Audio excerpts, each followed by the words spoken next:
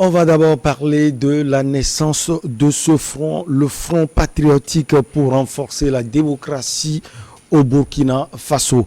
L'ONU confirme le soutien de l'armée rwandaise au mouvement 23 République démocratique du Congo. Et puis au Sénégal, les résultats officiels provisoires sont connus, opposition et pouvoir au coude à coude. On termine comme de coutume par le Togo, lutte contre le terrorisme. L'opposition va-t-elle jouer le jeu?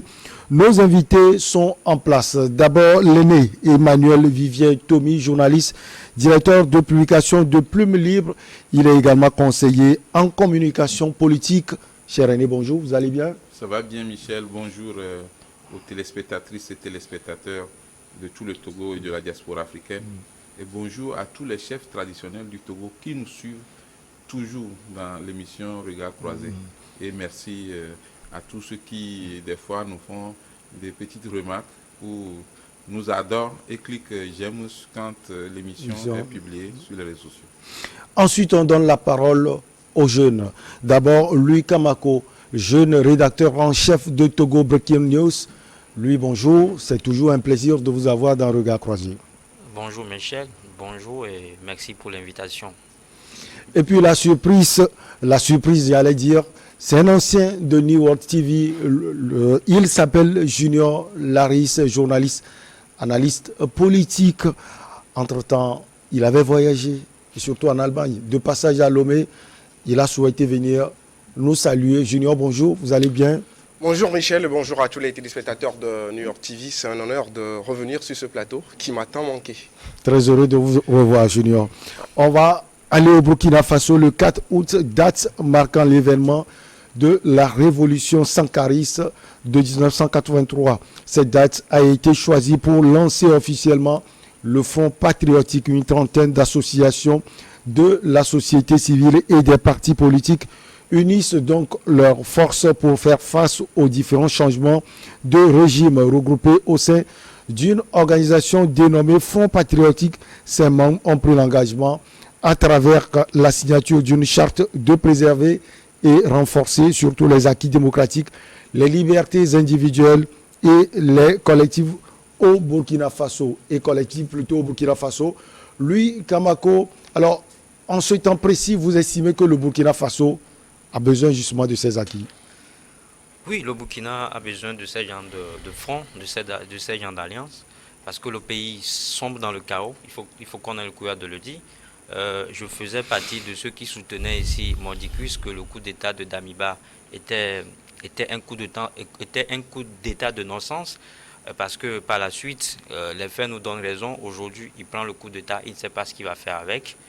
Il tourne autour du pot, il est en train de faire du surplace.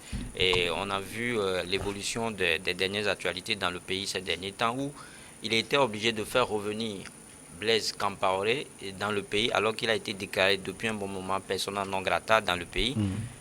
Et par la suite, obligé peut-être l'ancien président à demander pardon à la famille Sankara. Ce qui a remué. Pour vous, c'est une obligation? Oui, c'est en quelque sorte une sorte d'obligation parce qu'il était là, il avait eu une réunion avec les anciens présidents et par la suite, le monsieur il est retourné à Paris et de là, depuis Paris, il a demandé pardon à la famille Sankara, ce qui a plutôt remué les couteaux dans les plaies parce qu'aujourd'hui, comme je le dis, beaucoup de gens veulent que la lumière soit faite sur l'assassinat de cet ancien président burkinabé. Donc aujourd'hui, je pense que le fond là, comme je le disais, est la bienvenue, ça vient en point nommé parce que le pays ne bouge pas, ça ne bouge pas vraiment. Depuis là, il y a le terrorisme qui a pris place, qui a élu domicile là-bas. Leur mauvaise gestion a fait qu'aujourd'hui, ça déborde dans la sous-région, le Togo est attaqué. Dans la partie septentrionale, c'est juste parce que il n'y a pas une gestion efficace. La sécurité n'est pas aux mains de la junte dirigée par Damiba. C'est ce qui fait qu'aujourd'hui, tu débordes. Ils sont débordés et les terroristes sont obligés de venir attaquer les pays voisins. Donc tout ça, je pense que ce front-là va seulement aider le Burkina Faso, mais va aider l'Afrique tout entière. Ça va aider la sous-région parce qu'aujourd'hui, le problème épineux ou bien le combat que tout le monde mène, c'est la lutte contre le terrorisme et l'extrémisme violent.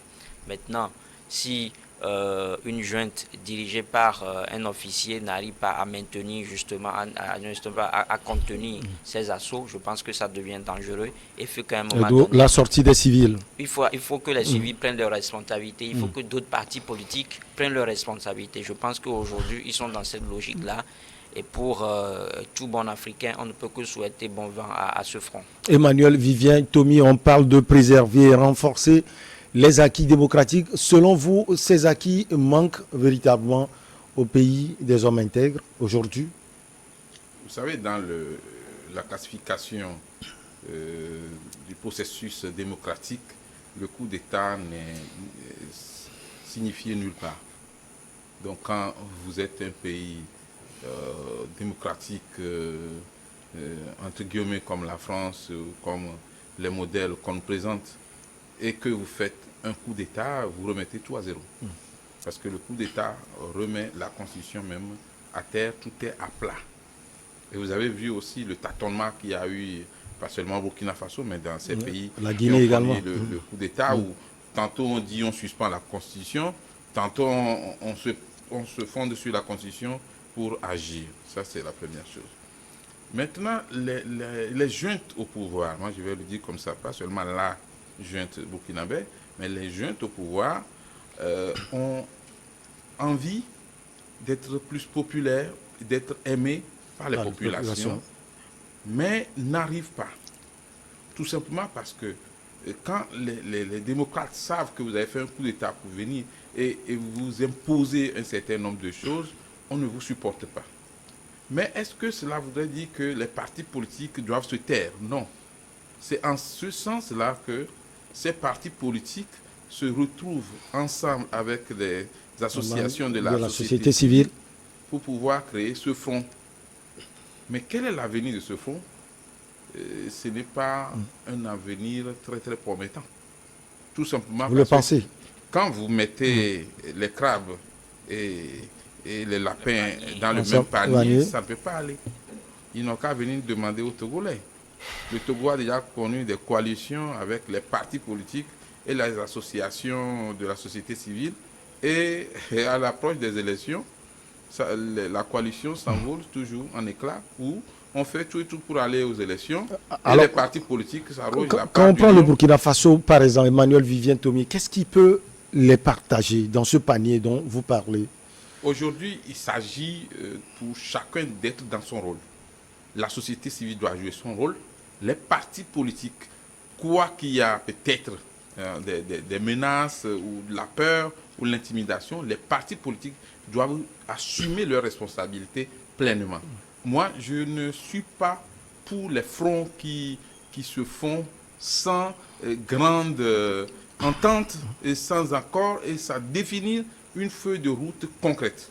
Dire qu'on veut combattre pour la démocratie, on veut lutter pour l'enseignement de la démocratie, ça c'est un terme bateau que tout le monde peut utiliser. Aujourd'hui, il faut reconnaître qu'au sein de cette coalition ou de ce front, c'est surtout les sankaristes qui se retrouvent. C'est les sankaristes qui se retrouvent.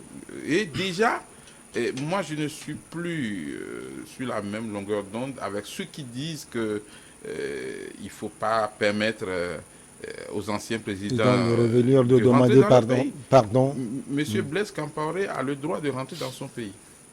Il peut rentrer, être jugé ou rejugé, ou je ne sais pas quoi, ou bien répondre de ses actes, mais il a le droit de venir, de se reposer dans son pays et de mourir chez lui s'il veut. On est à l'aise plus que chez soi. Et donc, l'erreur de M. Laurent Désiré Kabila en RDC, c'est d'avoir refusé les conseils de Nelson Mandela qui lui disait « Laisse Mobutu venir, il est vieux, il est malade, il va peut-être casser sa pipe, mais laisse-le revenir dans son pays si tu veux la paix. » Ça, je crois que c'est un conseil de sage. Et Mandela c'est ce que Damiba essaie de faire. Savait ce qu'il voulait faire. Donc, sur ce plan, la junte au pouvoir au Burkina a essayé de faire venir le président Blaise Compaoré. C'est une bonne chose. ce n'est pas condamné. Sauf que le geste qui devrait être posé, d'abord, ce n'est pas une lettre postée ou envoyée d'une façon diplomatique au gouvernement qu'on devrait demander pardon. Il est arrivé avant la lettre. C'est après son départ que la lettre est venue. Mais monsieur Blaise Compaoré, que je connais bien, pouvait prendre son courage à deux mains, c'est un soldat. Et demander à rencontrer la femme de M. Sankara, les sœurs de M. Sankara, la famille de M. Sankara. Et ça, plutôt, c'est là-bas même que même s'il ne peut pas faire une déclaration, il leur donne la lettre. Et il dit clairement, je vous demande pardon. Excusez-moi, ainsi de suite. Mais donc, selon vous, la démarche, ce n'est pas cela. Ce n'est pas Ali Koulibaly, par exemple. On est resté sur la soif. En politique, on ne peut pas dire, oui, écoutez, pardonnez-moi parce que c'est moi qui l'ai tué. Non.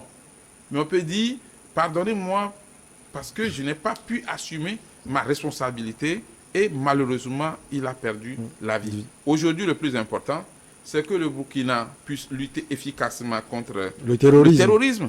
Parce que c'est cette défaillance, et Louis l'a souligné, c'est cette défaillance qui fait qu'au Togo, on souffre présentement. Parce que la frontière entre le Togo et le Burkina, la frontière avec les autres pays, on a comme l'impression que c'est un boulevard laissé aux djihadistes. Alors, je vous lis cette déclaration. Notre patrie est dans une impasse politico-judiciaire. Le MPSR, son gouvernement, avec à sa tête Paul-Henri Sandaogo Damiba, ont non seulement montré leurs limites face aux grands périls qui menacent les fondements de la patrie, mais se sont tristement illustrés dans le discrédit de la décision de justice en référence au mandat d'arrêt international lancé contre l'ancien président Blaise Compaoré. Alors, au Junior Laris, on voit clairement, et l'introduction le prouve à suffisance, que c'est un front sankariste. Est-ce que ce front va pouvoir aider à apporter quelque chose au Burkina Faso aujourd'hui, quand on voit le développement de lui et de l'aîné Emmanuel Vivian-Tomi? Déjà, je pense que sur la rédaction de fond, il y a un petit couac. Renforcer la démocratie au Burkina, je crois que c'est une hyperbole, parce qu'aujourd'hui, la démocratie est en péril dans ce pays, le Burkina Faso. Et donc, pour moi, je pense qu'un front patriotique, quel qu'il soit, vient aujourd'hui jouer aussi un rôle d'accompagnateur dans ce schéma politique un peu trop nauséeux, où tout est flou. Et ne pas oublier aussi que dans tous les fronts qui se sont formés dans l'histoire politique récente du Burkina Faso, il y a toujours eu cette empreinte sankariste, parce que c'est un réflexe politique dont les Burkinabés n'ont pas réussi à se libérer. Et donc je pense que il n'y a pas à voir grand-chose de ce front patriotique qui va naître. Qu'à cela ne tienne, il faut aussi rappeler une chose. Dans le cas du Burkina Faso, nous ne sommes pas dans une transition sous forme de révolte populaire. Ouais. Parce que dans le cas de Blaise Compaoré, c'était sous forme de révolte populaire avec le balai citoyen qui avait fait chuter le président Blaise Compaoré. Là, nous sommes dans un cas où c'est plus de la sociologie politique du Burkina Faso, où souvent, ce sont des militaires qui ont été au pouvoir. Comme j'ai l'habitude de le dire, c'est l'élite militaire qui est au pouvoir. Thomas Sankara est un militaire, Blaise Compaoré est un militaire. Aujourd'hui, Damiba aussi est un militaire. Et donc, quand on voit ces faisceaux d'indices, on ne s'étonne pas trop de l'avancée des choses au Burkina Faso. Et ce qui me fait peur dans cette configuration politique de ce pays, c'est qu'ils sont en frontière avec un pays comme le Mali, qui ne contrôle pas quasiment 70% de son territoire.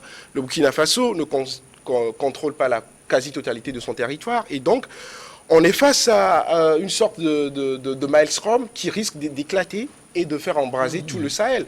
Parce qu'on sait aujourd'hui que l'intention du califat islamique, c'est de venir jusqu'à la côte, donc vers Lomé. Et donc, aujourd'hui, il n'y a plus de zone tampon.